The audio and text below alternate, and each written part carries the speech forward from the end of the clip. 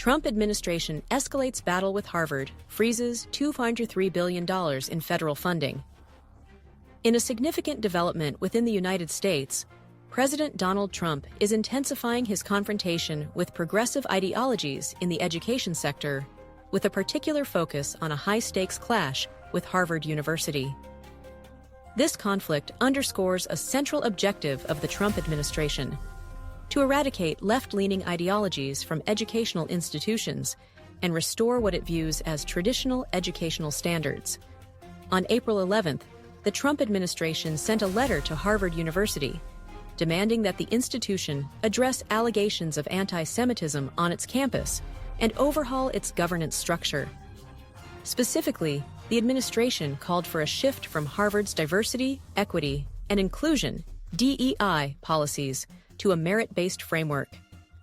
This would require Harvard to adopt admissions and faculty hiring practices based solely on qualifications, screen the ideological leanings of international students, particularly rejecting those deemed to hold anti-American views, and revise its curriculum to align with federal anti-Semitism standards. 3 days later, on April 14th, Harvard responded, asserting that it has been actively addressing anti-Semitism, but arguing that the administration's demands to alter its DEI policies exceed federal authority. In a letter to the Harvard community, President Alan Garber stated that the government's requirements infringe upon the First Amendment rights to free speech, press, and assembly. Garber argued that no government, regardless of political affiliation, has the authority to dictate what a private university teaches, whom it admits, hires, or what fields it researches. He further contended that the Trump administration's actions overstep the boundaries of Title VI of the Civil Rights Act, which prohibits discrimination based on race, color, or national origin in federally funded institutions. Hours after Harvard's response, the Trump administration announced it would freeze $2.3 billion in federal funding to Harvard, accrued over multiple years, along with a $60 million contract. Previously, the administration had warned that failure to comply could result in the withdrawal of up to $9 billion in federal grants and contracts, including those tied to Harvard's affiliated hospitals. Harvard, in turn, has taken a defiant stance. The university recently issued $750 million in bonds, signaling preparations to offset potential federal funding cuts by raising capital externally. With an endowment of $54 billion, one of the largest in the world, Harvard remains financially robust. As the oldest and wealthiest university in the United States, with over 200 years of history, Harvard's deep financial reserves provide significant leverage in this dispute. The ripple effects of this confrontation extend beyond Harvard. Columbia University, facing similar demands to abandon DEI policies in favor of merit-based admissions, was threatened with a $400 million funding cut. Unlike Harvard, Columbia has capitulated, entering negotiations with the federal government and committing to meet most of the administration's demands to preserve its funding. Other Ivy League institutions, including the University of Pennsylvania, Brown, Princeton, and Cornell, as well as non-Ivy elite schools like Northwestern, are now facing potential funding freezes or federal audits. Additionally, over 60 other U.S. universities are under scrutiny for similar policy shifts. In response to the funding freeze, Harvard's chapter of the American Association of University Professors filed a lawsuit against the Trump administration on April 11th in a Massachusetts federal court. The suit accuses the administration of weaponizing the Civil Rights Act to undermine academic freedom and free speech. Who is in the right? Both sides accuse the other of violating constitutional or civil rights protections. Harvard claims the administration's actions infringe upon its First Amendment rights, while the government argues that Harvard's DEI policies violate Title VI by engaging in discriminatory practices. Legally, Harvard, as a private institution, enjoys broad First Amendment protections, allowing it to set its own curriculum and policies without government interference. However, the Trump administration's actions do not appear to violate these rights.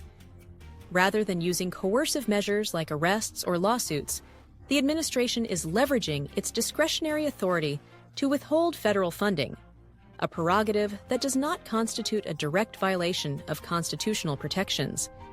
The government is essentially exercising its right to choose which institutions receive federal support, redirecting funds to those aligning with its priorities.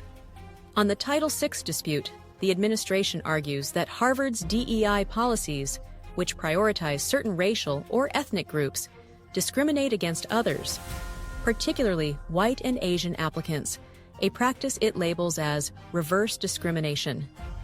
Harvard counters that the government's demand to exclude international students with anti-American views violates Title VI's protections against national origin discrimination. However, this argument is weakened by the fact that U.S. laws, including Title VI, primarily protect individuals within U.S. borders. International students applying for visas are not yet under U.S. jurisdiction, and the government has broad authority to regulate immigration based on ideological grounds, as seen in existing bans on individuals affiliated with extremist ideologies. If this case reaches the Supreme Court, the administration's position that Harvard's DEI policies constitute discriminatory practices may hold stronger legal grounding. The broader strategy of the Trump administration is clear. Following a decisive victory in the November 2024 election, it is using every available lever to reshape key sectors, including education, media, and the judiciary. Universities, long seen as strongholds of progressive ideology, are a primary target, with some institutions reporting faculty compositions that are 98% left-leaning. The administration aims to restore ideological balance by pressuring universities to adopt merit-based policies. Broader implications and the education overhaul. On April 20th, President Trump signed an executive order to dismantle the Department of Education, established in 1979 under President Jimmy Carter. The department was created to promote educational equity through funding and regulations aimed at reducing disparities caused by race, gender, or socioeconomic status.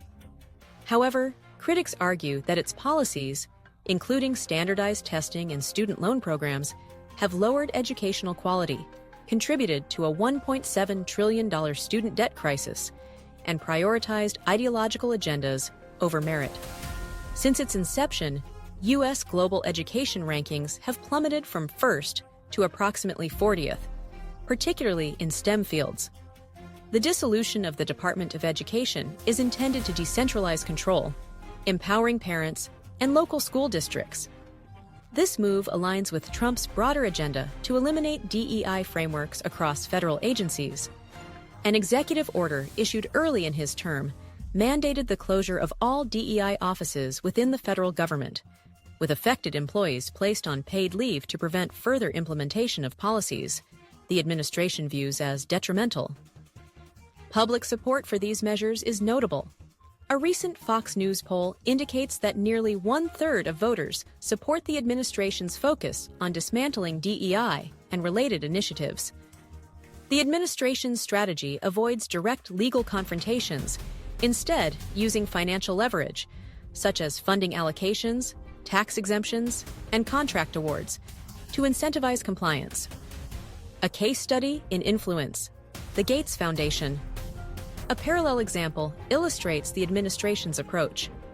The American Alliance for Equal Rights, led by Edward J. Blum, recently challenged the Bill and Melinda Gates Foundation's scholarship program, which prioritized applicants from specific racial and ethnic groups.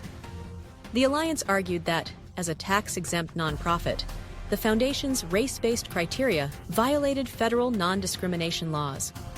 Following a formal complaint to the IRS, the Gates Foundation revised its policy, eliminating racial preferences. This shift underscores a key principle. Organizations benefiting from federal tax exemptions must adhere to non-discriminatory standards, reinforcing the administration's ability to effect change without direct coercion. Looking ahead. With only 4 years to enact his agenda, President Trump is moving swiftly to realign American institutions. The confrontation with Harvard and other universities is a calculated effort to reshape higher education, leveraging federal funding as a tool to enforce compliance. While Harvard's vast endowment provides resilience, smaller institutions like Columbia have already yielded to pressure. Over time, sustained funding cuts could weaken non-compliant universities, allowing others to gain prominence and altering the educational landscape. For more in-depth analysis and updates on this unfolding battle, subscribe to WorldView Today and share your thoughts in the comments below. Your support helps us deliver unique perspectives on the critical issues shaping our world. Stay tuned for our next commentary.